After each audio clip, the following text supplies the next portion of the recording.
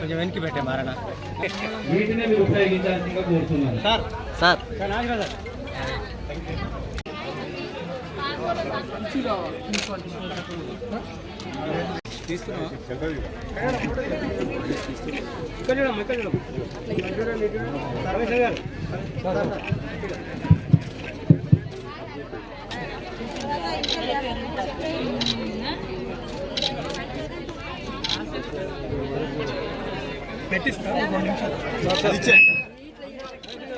కూర్చున్న దరఖాస్తు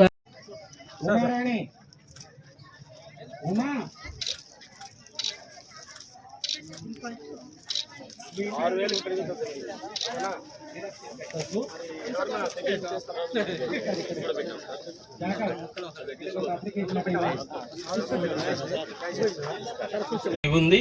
ఇప్పుడు ఈ 6 గ్యారంటీస్ లో ప్రతి నెల 2,500 రూపాయలు మహిళలకు ఆర్థిక సహాయం ఇచ్చే పథకం కూడా ఒకటి ఉంది.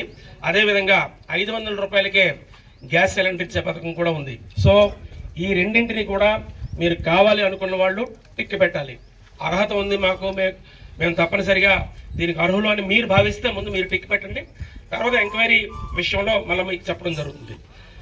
అదేవిధంగా రైతు భరోసా 2వ గ్యారంటీ అయినటువంటి రైతు భరోసా పథకంలో రైతులకు ప్రతి ఏటా ఎకరానికి 15,000 రూపాయలు ఇవ్వాలనేది ప్రభుత్వం ఇచ్చినటువంటి గ్యారంటీ. ఈ గ్యారంటీలో కౌలు రైత అన్నది ముందు నింపాల్సి ఉంటుంది. రైతు అయితే సొంత భూమి ఉన్న పట్టా భూమి ఉన్న వ్యక్తి అయితే రైతు అని పెడతాడు. ఒకవేళ కౌలు భూమి నా భూమిని నేను చేసుకోలేను కాబట్టి నేను XYZ ఎవరికైనా రైతుకి వేరే వాళ్ళకి నేను కానీ కౌలుకి ఇస్తే ఆ కౌలుకి పెట్టిన దరఖాస్తు ఎవరైతే ఆ దరఖాస్తుదారుడు ఉన్నాడో అతను నేను కౌలు రైతుని అని టిక్ చేయాల్సి ఉంటుంది. ఇంతవరకు మనం ఇచ్చిన పథకాల్లో ఎక్కడ కౌలు రైతుని ఎక్కడ గుర్తించలేదు. సో ముందు ఇది కౌలు రైతు అని గుర్తించిన తర్వాత మళ్ళీ బ్యాక్ ఎండ్ లో రికార్డ్స్ వెరిఫై చేసి కరెక్ట్ ఇతను కౌలు రైతు అని చెప్పి రెవెన్యూ శాఖ నుండి, పంచాయతీరాజ్ శాఖ నుండి, వ్యవసాయ శాఖ నుండి ఆ వివరాలను బట్టి కౌలు రైతు అయితే గుర్తించి కౌలు రైతుకు కూడా సేమ్ పథకాన్ని వర్తింపజేయడానికి ప్రభుత్వం నిర్ణయించింది. అదే రకంగా ఆ పట్టాదారు పాస్ పుస్తకం కానీ ఉంటే రైతు అయితే పట్టాదారు పాస్ పుస్తకం నెంబర్లు కూడా అక్కడ రాయాల్సి ఉంటుంది. వాళ్ళు సాగు చేస్తున్న భూమి వివరాలు, సర్వే నెంబరు, పట్టాదారు పాస్ పుస్తకం వివరాలు కూడా నమోదు చేయాల్సి ఉంటుంది.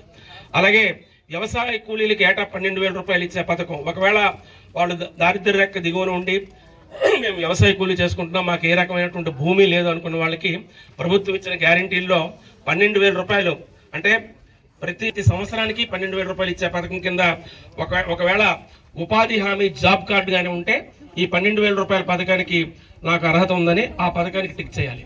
అంటే మీరు ఇక్కడ అర్థం చేసుకోవాల్సింది ఏంటంటే, ఒకవేళ రైతు అయితే నేను రైతుని కాబట్టి రైతు బంధు అంటే రైతు భరోసా పథకానికి కావాల్సినటువంటి ఇది టిక్ చేయాలి. ఒకవేళ వ్యవసాయ కూలీ అయితే అంటే రైతు దీనికి అప్లై చేయలేడు ఈ కింద పథకానికి, కాబట్టి పై పథకానికి రైతు అప్లై చేస్తుంది కాబట్టి కింద పథకంలో డాష్ పెట్టేయాలి. అంటే నాకు అర్హత లేదు, నేను రైతుని, నాకు ఆల్రెడీ పట్టా భూమి ఉంది, నేను చేసుకుంటున్నానని.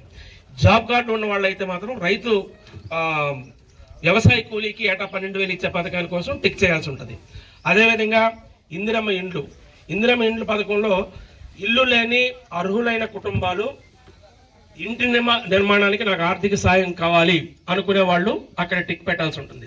అదేవిధంగా అమరవీరులు మరియు ఉద్యమకారులకు 250 గజాల్లో ఇంటి స్థలాన్ని ఇవ్వాలనుకుంటున్నారు కాబట్టి అటువంటి వాళ్ళు ఎవరన్నా అమరవీరుల కుటుంబాలకి ఈ తెలంగాణ రాష్ట్ర సాధనలో చనిపోయిన అమరవీరుల కుటుంబాలు ఎవరన్నా ఉంటే వారి యొక్క తల్లిదండ్రులు కానీ వారి యొక్క సహోదరులు కానీ మా ఇంటి నుండి పలానా వాళ్ళు అమరవీరులు అయ్యారు, మార్టీర్స్ అయ్యారు కాబట్టి వాళ్ళకి ఆ అమరవీరుల పేరు, ఎవరైతే ఆ కుటుంబంలో ఇదివరకు ఆ వ్యక్తి చనిపోయాడో ఆ చనిపోయిన వ్యక్తి పేరు, ఏ సంవత్సరంలో చనిపోయాడన్న వివరాలు, అలాగే FIR నెంబరు, ఒకవేళ ఈ రకంగా చనిపోయి ఉంటే ఖచ్చితంగా అప్పుడు FIR నెంబర్ వేసి ఉంటారు. అతను ఏదో రకంగా బలవన్మరణానికి చెంది ఉన్నాడు కాబట్టి ఖచ్చితంగా 174 CRPC కింద అప్పట్లో పోలీసులు FIR నమోదు చేసి ఉంటారు. ఆ FIR ఒకవేళ మీకు ఇచ్చి ఉంటే ఆ నెంబర్ వేయాలి. అలాగే కూడా డిజిటల్ గా మున్సిపాలిటీలో కానీ గ్రామ పంచాయతీల్లో కానీ ఇస్తున్నారు కాబట్టి ఆ డెత్ సర్టిఫికేట్ ఒక నెంబర్ ఉంటుంది, ఆ నెంబర్ వేసి ఒకవేళ తెలంగాణ ఉద్యమంలో పాల్గొన్నట్టయితే ఖచ్చితంగా FIR నెంబర్ ఉంటుంది. ఆ FIR నెంబర్ ఏమన్నా ఉంటే ఇక్కడ పొందుపరచాల్సి ఉంటుంది. అలాగే ఎప్పుడు పాల్గొన్నారు, జైలు పేరు, స్థలం, శిక్ష సంబంధించిన వివరాలు ఏమన్నా ఉంటే అవి కూడా ఇక్కడ నమోదు పార్ట్లో దీన్ని కూడా పొందుపరచడం జరిగింది. అలాగే గృహజ్యోతి పథకం చాలా సింప్లిఫై చేశారు. ఎక్కడ పెద్దగా రాయాల్సిన అవసరం లేదు. ఒక పెన్ను పట్టుకొని టిక్ చేస్తే చాలు. దాన్ని మళ్ళీ మేము కంప్యూటరైజేషన్ చేసి స్పెషల్గా సాఫ్ట్వేర్ ఇస్తామని గౌరవ ముఖ్యమంత్రి గారు మాకు చెప్పారు. దాని గురించి కూడా ప్రత్యేకంగా ఒక శిక్షణ ఇచ్చి వెంటనే ప్రతి దరఖాస్తుకి మీకు రసీదు కూడా ఇవ్వడం జరుగుతుంది. ఆ కౌంటర్లో ఉన్నటువంటి పాయింట్ పర్సన్ ఎవరున్నారో ఆ పాయింట్ పర్సన్ రసీదు కూడా ఇవ్వడం జరుగుతుంది. అలాగే గృహజ్యోతి పథకం మరొక పథకం ఏంటంటే ప్రతి కుటుంబానికి ప్రతి నెల 200 యూనిట్ల వరకు కరెంటు వాడితే ఆ కరెంటుకి ఉచితంగా అంటే ఏ రకమైనటువంటి రుసుము లేకుండా విద్యుత్ శాఖ వారు కేవలం 0 రుసుముతో ఏర్పాటు చేయడానికి కూడా ఒక పథకాన్ని 6 గ్యారెంటీల్లో పెట్టడం జరిగింది. ఈ 6 గ్యారెంటీల పథకంలో గృహజ్యోతి పథకంలో ఒకవేళ నేను అర్హుణ్ణి, నాకు 200 యూనిట్ల లోపే నేను ఎప్పుడు కరెంటు కాలుస్తాను అనుకున్న వాళ్ళు ఎవరైనా ఉంటే ఆ పథకం కింద మీరు టిక్ పెడితే దానికి విధి విధానాల ద్వారా మీరు అర్హత ఉందా లేదా అనేది ఇది చాలా క్లియర్గా మీరు రీడింగ్ ద్వారా తెలిసిపోతుంది. కాబట్టి ఆ ప్రకారం ఆ స్కీమ్ కింద కూడా అప్పుడు మీకు కావాల్సినటువంటి ఏర్పాటు చేసి మీ బకాయిలు కాదు బిల్లుల్ని రద్దు చేసే అవకాశం కూడా ఉంటుంది. అదేవిధంగా చేయూత పథకం ఫైనల్గా 6 గ్యారెంటీల్లో చివరిదైనటువంటి చేయూత పథకం. ఈ చేయూత పథకం కింద నెలకు 4,000 రూపాయలు దివ్యాంగులకు పింఛను. మామూలు వాళ్ళకైతే ఇప్పుడు ఓల్డేజ్ పెన్షన్స్, విడో పెన్షన్స్ వాళ్ళకి ఏదైతే మనం 2,000 ఇస్తున్నామో అటువంటి వాళ్ళకి 4,000 ఆటోమేటిక్గా దప్పదప్పాలుగా పెంచడానికి అవకాశం ఉంటుందనేది ప్రభుత్వం ముందే మనకి తెలియజేసింది.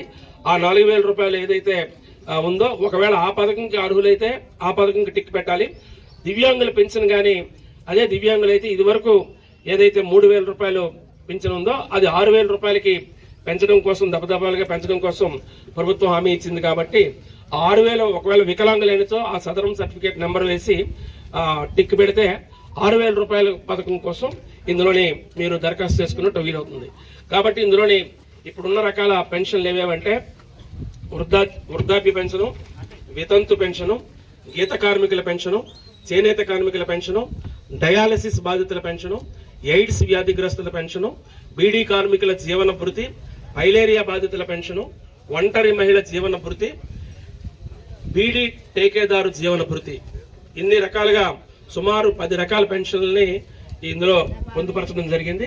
కాబట్టి దీనికి అర్హత ఉన్న వాళ్ళు తాము అర్హులు అయినట్టుగా టిక్ పెట్టి ఇస్తే దానికి కూడా మా అధికారులు ఇక్కడ డేటాబేస్ రూపొందించి అందులో పొందుపరచడం జరుగుతుంది. నా రిక్వెస్ట్ ఏంటంటే ప్రతి ఒక్కరూ కూడా మీరు ఈ దరఖాస్తు అప్లికేషన్ తీసుకున్న తర్వాత మీరు అప్లికేషన్ కౌంటర్లో హ్యాండ్ ఓవర్ చేసిన తర్వాత కంపల్సరీగా మీ పేరు రాసి అక్కడ ఎవరైతే పాయింట్ పర్సన్ ఉన్నారో కౌంటర్ ఇన్ఛార్జ్ ఆ కౌంటర్ ఇన్ఛార్జ్ సంతకం తీసుకొని మీరు ఆ కాగితాన్ని జాగ్రత్తగా ముందు మీ ఫోన్లో భద్రపరచుకోండి. ఒక ప్రింట్అవుట్ తీసుకొని ఉంచుకోండి.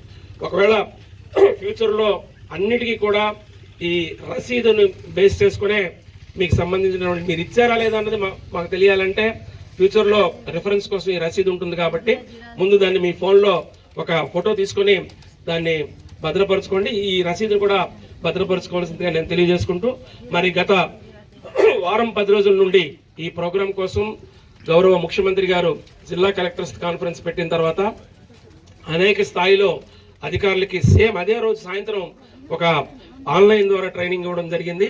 తర్వాత ఆఫ్లైన్లో మండల స్థాయిలో, నియోజకవర్గ స్థాయిలో, జిల్లా స్థాయిలో, ఉమ్మడి జిల్లా స్థాయిలో కూడా ప్రతి ఒక్కరికి ట్రైనింగ్ ఇవ్వడం జరిగింది. గౌరవ మంత్రివర్యులు, జిల్లా మంత్రివర్యులు తుమ్మల నాగేశ్వరరావు గారు, అలాగే కోమటిరెడ్డి వెంకటరెడ్డి గారు, ఉత్తమ్ కుమార్ రెడ్డి గారు వారి యొక్క ఆధ్వర్యంలో అందరు ఎమ్మెల్యేలని పిలిచి అలాగే మిగతా ప్రజాప్రతినిధులను పిలిచి ముఖ్యంగా జిల్లా అధికారుల స్థాయిలో ఆ రోజు అవగాహన కల్పించారు. దాని ప్రకారం మండల స్థాయి, కింద స్థాయి అధికారుల వరకు ప్రతి ఒక్కరికి రిటర్న్ గా ఉత్తర్వులు ఇచ్చి ఎవరు ఎక్కడ ఏ స్థానంలో ఎప్పుడు పనిచేయాలి అనేది చాలా క్లియర్ కట్ గా ప్రణాళికని రూపొందించి ఈ ప్రోగ్రామ్ ని ఈ రోజు ఇక్కడ మనం ప్రారంభించుకుంటున్నాం.